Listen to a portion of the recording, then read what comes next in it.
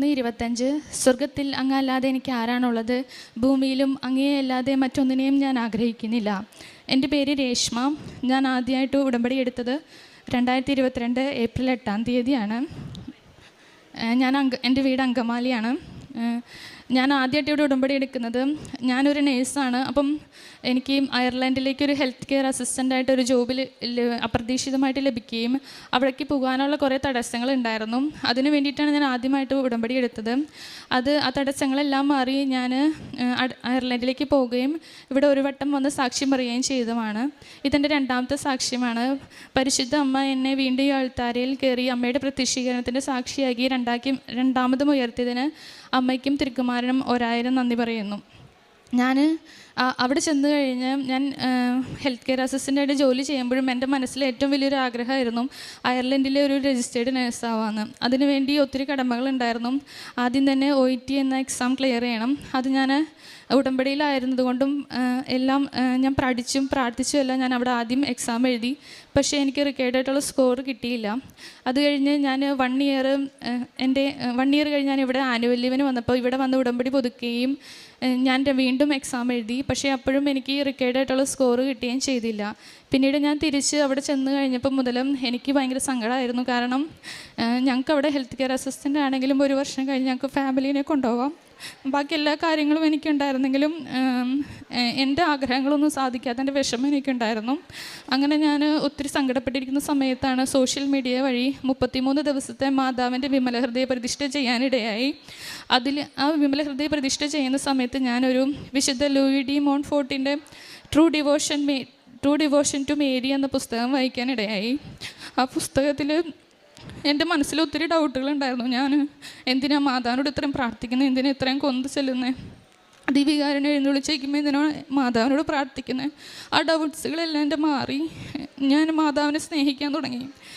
ഞാൻ എൻ്റെ സ്വന്തം അമ്മയായിട്ട് മാതാവിനെ സ്വീകരിച്ചു. പിന്നെ എൻ്റെ ഒരു കൂട്ടുകാരിനെ പോലെ കൊണ്ടുകൊടുക്കാൻ തുടങ്ങി.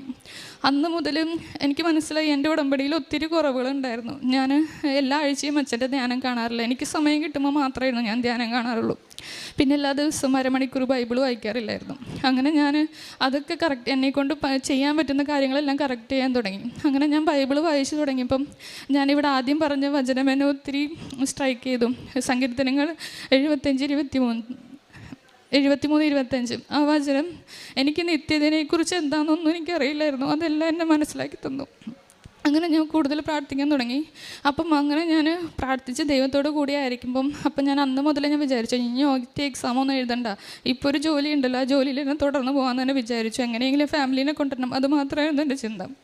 അപ്പോൾ പെട്ടെന്ന് എൻ്റെ മനസ്സിലേക്ക് ഞാനിങ്ങനെ പ്രാർത്ഥിക്കാനിരിക്കുമ്പോൾ തോന്നും പെട്ടെന്ന് ആനുവൽ ലീവ് എടുത്ത് നാട്ടിൽ പോയി എക്സാം എഴുതുമെന്ന് ഇങ്ങനെ മനസ്സിൽ തോന്നിക്കൊണ്ടിരുന്നു.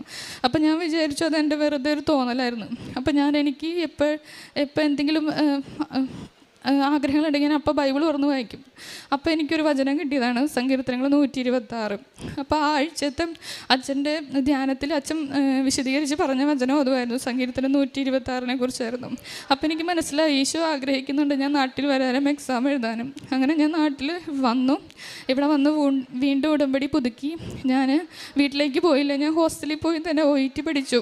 1 മാസമായിരുന്നു ലീവ്. ഞാൻ അങ്ങനെ 3 ആഴ്ച ഹോസ്റ്റലിൽ നിന്ന് OET പിടിച്ച് എക്സാം എഴുതുമ്പോഴും ഞാൻ അവിടെ പഠിക്കുമ്പോഴും ഒക്കെ എനിക്ക് മാതാവിൻ്റെ ഒത്തിരി പ്രസൻസ് ഉണ്ടായിരുന്നു. ഞാൻ എപ്പോഴും സ്വപ്നം കാണുമായിരുന്നു മാതാവിൻ്റെ അടുത്ത് എക്സാം എഴുതുന്ന സമയത്തൊക്കെ നിൽക്കുന്നത്.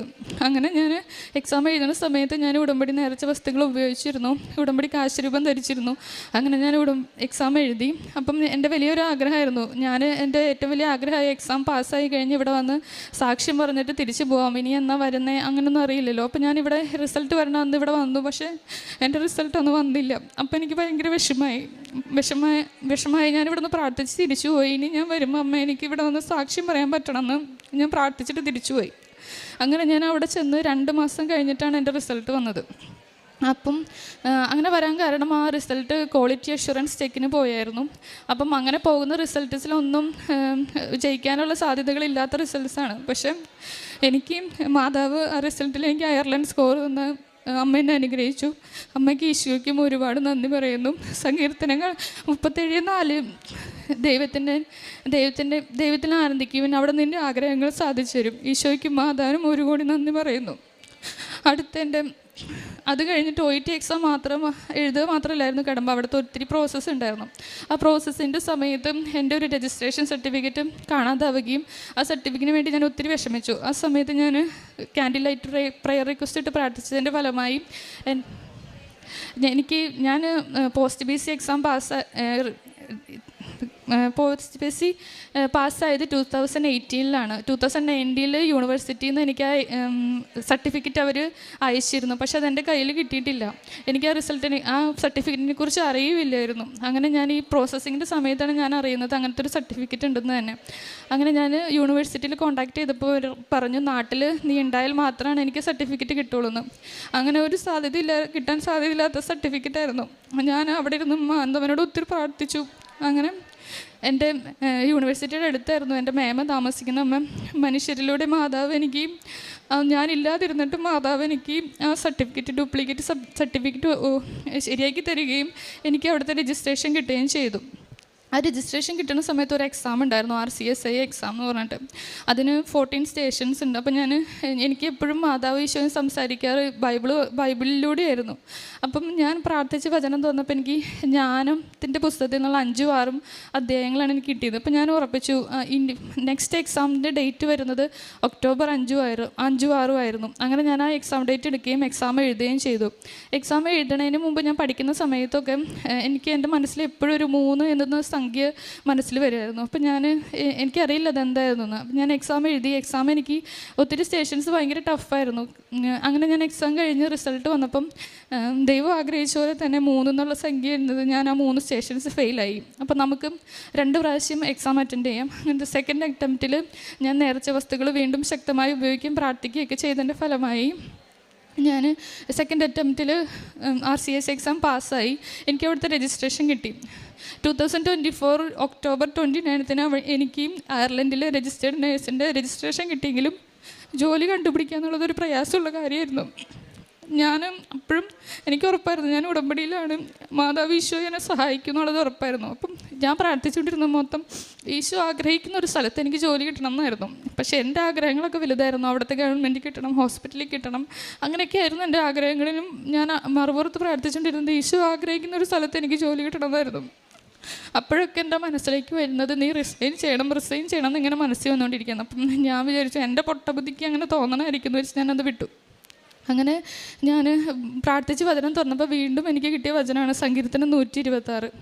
ആ സങ്കീർത്തനം 126 പറയുന്നത് മൊത്തം പ്രവാസികളുടെ സങ്കീർത്തനത്തെക്കുറിച്ചാണ്. അപ്പോൾ എനിക്ക് മനസ്സിലായി ഈശോ എന്തെങ്കിലും എനിക്ക് കാണാതെ അങ്ങനെ എൻ്റെ മനസ്സിൽ തോന്നത്തില്ല എന്ന് വിചാരിച്ചു. അങ്ങനെ ഞാൻ ലോട്ടിട്ടു yes no എന്ന് പറഞ്ഞു. അതിലെനിക്ക് yes എന്നുള്ളത് കിട്ടുകയും ഞാൻ വീണ്ടും അത് ബൈബിളിൻ്റെ അടുത്ത് വെച്ചിട്ട് ഞാൻ റിസൈൻ ചെയ്ത് നിന്നില്ല. വീണ്ടും 1 മാസം കഴിഞ്ഞിട്ട് എനിക്ക് ജോലിയുടെ കാര്യങ്ങളൊന്നും ശരിയാവുന്നില്ല. അപ്പോൾ ഞാൻ വീണ്ടും ഇതുപോലെ പ്രാർത്ഥിച്ചു ഈശോ എന്താ ആഗ്രഹിക്കണമെന്ന് അറിയാൻ വേണ്ടി ഞാൻ ബൈബിൾ പറഞ്ഞപ്പം എനിക്ക് ആ yes എന്നുള്ള ലോട്ട് കിട്ടി. അപ്പം ഞാൻ ആരോടും പറഞ്ഞില്ല, എൻ്റെ കൂട്ടുകാരോടും എൻ്റെ വീട്ടുകാരോടും ആരോടും പറയാതെ ഞാൻ പോയി റിസൈൻ ചെയ്ത് ഞാൻ നാട്ടിൽ ജനുവരി 22 നാട്ടിലിവിടെ വരികയും ഇവിടെ വന്ന് ഉടമ്പടി പുതുക്കുകയും ചെയ്തു. അപ്പം എനിക്ക് ഒത്തിരി ആഗ്രഹങ്ങളുണ്ടായിരുന്നു. എനിക്ക് അവിടുത്തെ നഴ്സായിട്ടുള്ള ജോലി കിട്ടണം, എൻ്റെ ഹസ്ബൻഡിന് വിസ കിട്ടണം, അങ്ങനെ ഒത്തിരി ഫിസിക്കൽ വേവേഴ്സ് എനിക്ക് ആഗ്രഹമുണ്ടെങ്കിലും ഞാൻ അത് മാതാവിന് വിട്ടുകൊടുത്തിട്ട് മാതാവിൻ്റെ ആഗ്രഹങ്ങൾക്ക് വേണ്ടി ഞാൻ അതിലെല്ലാം എഴുതി വെച്ചു. മാതാവിൻ്റെ പ്രത്യക്ഷീകരണ സഭ ഏറ്റെടുക്കണം, അങ്ങനെ ഞാൻ എഴുതി വെച്ചു. എന്നിട്ട് ഞാൻ പോയി 1 മാസം കഴിഞ്ഞപ്പം എന്നിട്ടും എനിക്ക് ജോലിയുടെ കാര്യങ്ങളൊന്നും ശരിയാവുന്നില്ല. എനിക്ക് സങ്കടമുണ്ട്. പക്ഷേ ഞാൻ ഈശോയുടെ ആഗ്രഹം എന്താണോ അത് നടക്കട്ടെ. അപ്പം എനിക്കറിയായിരുന്നു ഉറപ്പായിട്ട് ഈശോ എന്നെ സഹായിക്കും, എനിക്ക് വേണ്ടത് തരുമെന്ന് എനിക്ക് ഉറപ്പായിരുന്നു. അതുകൊണ്ട് തന്നെ ഞാൻ റിസൈൻ ചെയ്തിരുന്നെങ്കിലും ഞാൻ റിട്ടേൺ ടിക്കറ്റ് എടുത്തായിരുന്നു. അത് ഞാൻ എടുത്തായിരുന്നത് മാർച്ച് 26 ആയിരുന്നു. അതെന്തുകൊണ്ട് എടുത്തതെന്ന് വെച്ചാൽ എനിക്കിപ്പോഴും അറിയില്ല. ഞാൻ റിട്ടേൺ ടിക്കറ്റ് എടുത്തിട്ടായിരുന്നു വന്നത്. അങ്ങനെ ഞാനപ്പം ഈ സമയത്തൊക്കെ എനിക്കറിയാവുന്ന എല്ലാ ഹോസ്പിറ്റൽസിലേക്കും എല്ലാ നഴ്സിംഗ് ഹോമിലേക്കും ഞാൻ എൻ്റെ CV അയച്ചു കൊടുക്കുമായിരുന്നു. അങ്ങനെ മാർച്ച് 4 ഉടമ്പടി പുതുക്കി ഇവിടെ നിന്ന് പോയി 1 മാസം കഴിഞ്ഞ് മാർച്ച് 4 ഞാനൊരു നഴ്സിംഗ് ഹോമിലേക്ക് എൻ്റെ CV അയക്കുകയും അവരപ്പോൾ തന്നെ എന്നെ വിളിച്ചു, ഞങ്ങൾക്ക് ഇവിടെ നഴ്സിംഗ് വേക്കൻസി ഉണ്ട്, ഇൻ്റർവ്യൂ അറ്റൻഡ് ചെയ്യാമോ എന്ന് വെച്ച് ഞാൻ ഓൺലൈൻ ഇൻ്റർവ്യൂ അറ്റൻഡ് ചെയ്തു. അവരപ്പം തന്നെ എനിക്ക് ഓഫർ ലെറ്റർ തരികയും ചെയ്തു. അങ്ങനെ മാർച്ച് 20 ഓഫർ ലെറ്ററൊക്കെ കിട്ടി. ഞാൻ അവിടുത്തെ ഒരു പെർമിറ്റ് വേണം അവിടുത്തെ ജോബ് ലഭിക്കണമെങ്കിൽ. ആ ക്രിട്ടിക്കൽ പെർമിറ്റിന് അപ്ലൈ ചെയ്തു. അപ്പം ക്രിട്ടിക്കൽ പെർമിറ്റ് കിട്ടാൻ വേണ്ടി അറ്റ്ലീസ്റ്റ് ഒരു 2 വീക്സ് എങ്കിലും എടുക്കും അതിൻ്റെ പ്രോസസ്സ്. മിനിമം 2 വീക്സാണ്. ക്രിട്ടിക്കൽ പെർമിറ്റ് വേണ്ടത് അവിടുത്തെ ജോലി കൺഫേം ആക്കാനുള്ളതാണ് ക്രിട്ടിക്കൽ പെർമിറ്റ് എന്ന് പറയുന്നത്. അപ്പം ഞാൻ എൻ്റെ പണ്ടത്തെ ഉണ്ടായിരുന്ന ജോലി റിസൈൻ ചെയ്തു, എൻ്റെ പെർമിറ്റ് കഴിഞ്ഞു. അതുകൊണ്ടാണ് അടുത്ത പെർമിറ്റിന് പുതിയ ജോലിക്ക് വേണ്ടി പോകുമ്പോൾ പുതിയ പെർമിറ്റ് വേണം. അങ്ങനെ ആ ക്രിട്ടിക്കൽ പെർമിറ്റിന് വേണ്ടി അപ്ലൈ ചെയ്തു. അത് മാർച്ച് 20-ാം തീയതിയാണ് അപ്ലൈ ചെയ്തത്. ഒരു സാധ്യതകളും ഇല്ലാതിരുന്നിട്ടും ലൂക്ക 18:27 മനുഷ്യർക്ക് അസാധ്യമായത് ദൈവത്തിന് സാധ്യമാണ്. 4 വർക്കിംഗ് ഡേയ്സിനുള്ളിൽ എൻ്റെ ആഗ്രഹമായിരുന്നു മാർച്ച് 26-ാം തീയതി മുമ്പ് എനിക്കിവിടെ ഒന്ന് സാക്ഷ്യം പറയണമെന്ന്. അതുകൊണ്ട് എൻ്റെ ജോലി കൺഫേം ആക്കാൻ വേണ്ടി ദൈവം മാതാവ് എനിക്കത് ചെയ്തു തന്നു. എനിക്ക് എൻ്റെ ക്രിട്ടിക്കൽ പെർമിറ്റ് കഴിഞ്ഞ വെള്ളിയാഴ്ച വന്നു. അങ്ങനെ എൻ്റെ ജോലി കൺഫേമായി. അടുത്ത് എൻ്റെ ഒരു നിയോഗം വരുന്നു, എൻ്റെ ഹസ്ബൻഡിനുള്ള വിസ. അപ്പം ഞാനിവിടെ വന്ന് കഴിഞ്ഞ ജനുവരി 22-ന് വന്ന് ഇവിടെ ഉടമ്പടി പുതുക്കിയപ്പോൾ ഞാൻ എൻ്റെ നിയോഗം വെച്ചില്ലായിരുന്നു ഞാൻ പറഞ്ഞായിരുന്നു. അപ്പം ഞാനിവിടെ ഉടമ്പടി എടുത്ത് പോയി കഴിഞ്ഞപ്പോൾ എൻ്റെ ഒരു ആഗ്രഹത്തിൽ ദൈവം ചെയ്തു തരുന്നുള്ള വിശ്വാസം കൊണ്ട് ഞാൻ വിസയ്ക്ക് അപ്ലൈ ചെയ്തു. വിസയ്ക്ക് അപ്ലൈ ചെയ്തപ്പം ഞാൻ ഓൾറെഡി അവിടുന്ന് റിസൈൻ ചെയ്തിട്ടാണ് വന്നേക്കുന്നത്. എൻ്റെ പണ്ടത്തെ പെർമിറ്റ് ഞാൻ വിസയ്ക്ക് അപ്ലൈ ചെയ്തത് ഫെബ്രുവരി 6-ാം തീയതിയാണ്. അപ്പം ഞാൻ റിസൈൻ ചെയ്ത് വന്നതുകൊണ്ട് എൻ്റെ പണ്ടത്തെ പെർമിറ്റ് ഫെബ്രുവരി 20-ാം തീയതി ക്യാൻസലായി. അപ്പം എനിക്കവിടെ ജോലിയില്ല. എനിക്ക് ഹസ്ബൻഡിന് ഞാൻ ഫെബ്രുവരി 6-ാം തീയതിയാണ് വിസയ്ക്ക് വെച്ചത്. ഫെബ്രുവരി 20-ാം തീയതി വിസ ക്യാൻസലായി, എൻ്റെ പെർമിറ്റ് ക്യാൻസലായി.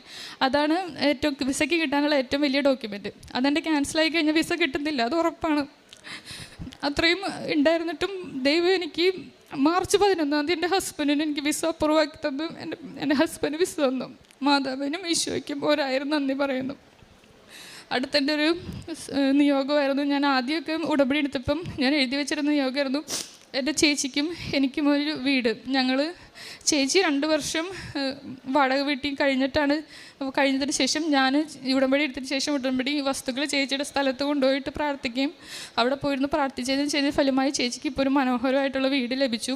ഞങ്ങളിപ്പോഴും വാടക വീട്ടിലാണ് കഴിയുന്നത്. ഞങ്ങളുടെ വീട് ഇപ്പോൾ വാർക്ക വരെ കഴിഞ്ഞു. അങ്ങനെ ഞങ്ങളുടെ ഭവനത്തിൻ്റെ ആഗ്രഹവും ദൈവം സാധിച്ചു തന്നു. ദൈവത്തിനും ഈശോയ്ക്കും ഒരുപാട് നന്ദി. പിന്നെ എപ്പോഴും ഈശോയുടെ പ്രസൻസ് എൻ്റെ കൂടെ ഉണ്ടായിരുന്നു. അതിന് ഏറ്റവും വലിയൊരു സാക്ഷിയായിരുന്നു ഞാൻ ഇവിടെ നിന്ന് ഉടമ്പടി എടുത്ത് പോയപ്പം ആദ്യമായിട്ട് പോയപ്പം അവിടെ അക്കോമഡേഷൻ ഒത്തിരി പ്രോബ്ലംസ് ഉണ്ട്. അങ്ങനെ ആദ്യത്തെ 1 മാസത്തെ അക്കോമഡേഷൻ എനിക്ക് കമ്പനി തന്നു. 1 മാസം കഴിഞ്ഞിട്ട് എനിക്ക് അക്കോമഡേഷൻ മാറുന്ന സമയത്ത് എനിക്ക് അവിടുത്തെ നമ്മൾ അക്കോമഡേഷൻ ചേഞ്ച് ചെയ്യുമ്പം നമ്മൾ അക്കോമഡേഷൻ്റെ ചാർജും പിന്നെ അഡ്വാൻസും കൂടിയും ഒരു വലിയ തുക കൊടുക്കേണ്ടി വരും. അത്രയും പൈസ എൻ്റെ കയ്യിൽ ഉണ്ടായിരുന്നില്ല അപ്പം എടുക്കാൻ. വീട്ടുകാരും പറയാൻ എനിക്ക് പേടിയായിരുന്നു, സങ്കടമായിരുന്നു, അവരുടെ ഇല്ലായിരുന്നു. അങ്ങനെ ഞാൻ പ്രാർത്ഥിച്ചു, മാതാവ് എന്നെ ചെയ്യേണ്ടതെന്ന് എനിക്കറിയില്ലായിരുന്നു. അങ്ങനെ ഞാനപ്പം എവിടെ പോയാലും എവിടെ അടുത്ത് പള്ളിയുള്ളതെന്ന് നോക്കും. എന്നിട്ട് എല്ലാ ദിവസവും പറ്റുന്ന പോലെ ഞാൻ കുർബാനയ്ക്ക് പോകാറുണ്ടായിരുന്നു. അങ്ങനെ ഞാൻ അവിടുത്തെ ഇംഗ്ലീഷ് കുർബാന ഇതുപോലെ ഒരു ദിവസം ഞായറാഴ്ച കുർബാനയ്ക്ക് പോയപ്പോൾ എനിക്ക് പ്രാർത്ഥിക്കാനൊന്നും പറ്റുന്നില്ല.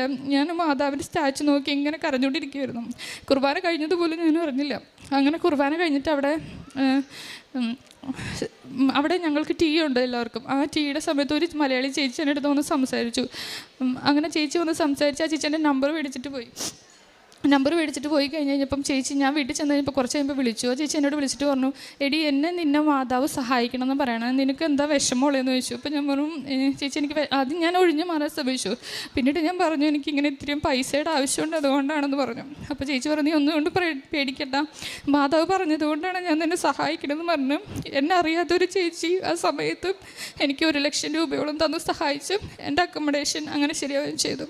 മാതാവിൻ്റെ ഇടപെടൽ മൂലമാണ് അപ്പോൾ ആ സമയത്ത് ചേച്ചി എന്നെ സഹായിക്കുകയും എനിക്ക് എൻ്റെ അക്കോമഡേഷൻ ചേഞ്ച് ചെയ്യാൻ പറ്റുകയും ചെയ്തത്. അതിന് മാതാവിന് ഈശോയ്ക്ക് ഒരുപാട് നന്ദി.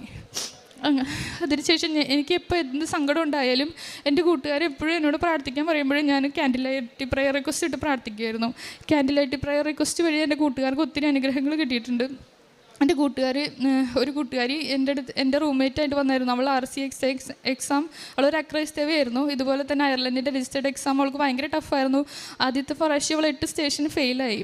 അങ്ങനെ ഞാൻ അവളോട് പറഞ്ഞു, മാതാവിനോട് പ്രാർത്ഥിക്കാൻ, ഞാനും പ്രാർത്ഥിക്കാമെന്ന് പറഞ്ഞാൽ അവൾക്ക് വേണ്ടി ക്യാൻഡിൽ ലൈറ്റ് പ്രയർ റിക്വസ്റ്റ് ഇട്ട് പ്രാർത്ഥിച്ചു. അങ്ങനെ അവൾ സെക്കൻഡ് അറ്റംപ്റ്റിൽ 8 സ്റ്റേഷനും പാസ്സായി. അവൾക്ക് രജിസ്ട്രേഷൻ കിട്ടി, അവളുടെ ജോലി ഓക്കെയായി. അങ്ങനെ ക്യാൻഡിൽ ലൈറ്റ് പ്രയർ റിക്വസ്റ്റ് വഴി എൻ്റെ കൂട്ടുകാർക്ക് ഒത്തിരി അനുഗ്രഹം കിട്ടിയിട്ടുണ്ട്. പിന്നെ കാരുണ്യ പ്രവർത്തികൾ, പ്രേക്ഷിത പ്രവർത്തനം എന്ന് പറയുകയാണെങ്കിൽ ഞാൻ എപ്പോഴും ഇവിടെ വന്നാലും പത്രം മേടിച്ച് ഈശോയെ മാതാവെ അറിയാത്ത ആൾക്കാർക്ക് കൊടുക്കാൻ പരമാവധി ശ്രമിക്കാറുണ്ട്. എൻ്റെ ഹസ്ബൻഡിൻ്റെ വീട് ഇടുക്കിയാണ്. അപ്പം ഞാൻ എപ്പോഴും അവിടെ അക്രൈസ്തവർ താമസിക്കുന്ന സ്ഥലങ്ങളിൽ പോയി പത്രം കൊടുക്കാറുണ്ട്. അങ്ങനെ ഞാൻ മാമലക്കണ്ടെന്ന് പറഞ്ഞ അക്രൈസ്തവർ കൂടുതൽ താമസിക്കുന്ന സ്ഥലത്ത് പോയി ഞാൻ പത്രങ്ങൾ കൊടുക്കുകയും പിന്നെ മൂന്നാറിലുള്ള ലയങ്ങളിലെല്ലാം കൊണ്ടുപോയി ഞാൻ പത്രം കൊടുത്തിട്ടുണ്ട്. പിന്നെ കാരുണ്യപ്രവൃത്തി ഞാൻ എപ്പോഴും ഞാൻ ചെയ്യാൻ ശ്രമിക്കാറുണ്ട്. എൻ്റെ വീടിൻ്റെ അടുത്തുള്ള കാരുണ്യഭവൻ എന്ന് പറയുന്ന സ്ഥലം, പെയിൻ ആൻഡ് പാലിയേറ്റീവിൻ്റെ കാരുണ്യഭവൻ എന്ന സ്ഥലത്ത് ഞാൻ കാരുണ്യപ്രവൃത്തി ചെയ്യാൻ പോവാറുണ്ട്. എനിക്ക് പറ്റുന്ന സമയങ്ങളെല്ലാം അവിടെ പോയി ഹെൽപ്പ് ചെയ്യും, അവരെ സഹായിക്കുകയും ചെയ്യാറുണ്ട്. ഇത്രയും അനുഗ്രഹങ്ങൾ എനിക്ക് തന്ന പരിശുദ്ധ അമ്മയ്ക്കും മാതാവിനും, പരിശുദ്ധ അമ്മയ്ക്കും ഈശോയ്ക്കും ഞാൻ ഒത്തിരി നന്ദി പറയുന്നു. ഈ ഉടമ്പടി എന്താണെന്നും ഈ സ്വർഗീയ വിരുന്നിലേക്ക് എന്നെ ക്ഷണിച്ച അമ്മയ്ക്കും ഈശോയ്ക്കും ഞാൻ ഒരുപടി നന്ദി പറയുന്നു. എൻ്റെ ആത്മീയ ജീവിതത്തിൽ ഒത്തിരി അനുഗ്രഹങ്ങൾ എനിക്ക് തന്നിട്ടുണ്ട്. ഞാൻ ഇപ്പോൾ എന്താഗ്രഹം പറഞ്ഞ് ബൈബിൾ തുറന്നാലും അതിലൂടെ ഈശോനോട് സംസാരിക്കാറുണ്ട്. വചനത്തിലൂടെ ഈശോ എപ്പോഴും എന്നോട് സംസാരിക്കാറുണ്ട്. പിന്നെ ഞാൻ ഈ 2.5 വർഷത്തെ കാലം ഞാൻ അവിടെ ഒറ്റയ്ക്കായിരുന്നു. ഞാൻ അപ്പോഴും എൻ്റെ ബെസ്റ്റ് ഫ്രണ്ട് എന്ന് പറയുന്നത് എൻ്റെ മാതാവായിരുന്നു. അപ്പം ഞാൻ മാതാവിനെ കൊണ്ടുപോകണം എല്ലായിടത്തും പോയിരുന്നത്. ഷോപ്പിങ്ങിന് പോയാലും പച്ചക്കറി പിടിക്കാൻ പോയാലും ബ്യൂട്ടി പാർലറിൽ പോയാൽ പോലും ഞാൻ മാതാവിനെ കൊണ്ടായിരുന്നു പോയിരുന്നത്. അങ്ങനെ എൻ്റെ ഒരു കൂട്ടുകാരിയായി അമ്മയായിട്ട് മാതാവ് എപ്പോഴും എൻ്റെ കൂടെ ഉണ്ടായിരുന്നു. പിന്നെ എപ്പോഴും ഈശോ എന്നോട് വചനത്തിലൂടെ സംസാരിക്കും. പക്ഷേ ചിലപ്പോഴൊക്കെ എൻ്റെ മാനസിക ബുദ്ധിക്ക് ഞാൻ ചിന്തിക്കും ഈശോ തന്നെയാണത് സംസാരിക്കണം എന്നൊക്കെ ഞാൻ ചിന്തിക്കാറുണ്ട്. പക്ഷേ അതെല്ലാം ഈശോ ആഗ്രഹിച്ച പോലെ തന്നെ എൻ്റെ ജീവിതത്തിൽ ഇപ്പം നടന്നു. അങ്ങനെ ഈശോ ആഗ്രഹിച്ച പോലെ ഇപ്പം എൻ്റെ ഹസ്ബൻഡിൻ്റെ വിസ ലഭിക്കുകയും എനിക്ക് ജോലി ശരിയാവുകയും ചെയ്തു. ഞാനിപ്പം മാർച്ച് 26-ാം തീയതി ഞാൻ കയറിപ്പോവും. ഹസ്ബൻഡ് അത് കഴിഞ്ഞ് 2 ദിവസം കഴിയുമ്പോൾ കയറി വരും. ഇത്രയും അനുഗ്രഹങ്ങൾ എൻ്റെ ജീവിതത്തിൽ തുറഞ്ഞ് എന്നെ വീണ്ടും അമ്മയുടെ പ്രത്യക്ഷീകരണത്തിന് സാക്ഷിയാക്കി മാറ്റിയ അമ്മയ്ക്കും ഈശോയ്ക്കും ഒരുപാട് നന്ദി പറയുന്നു.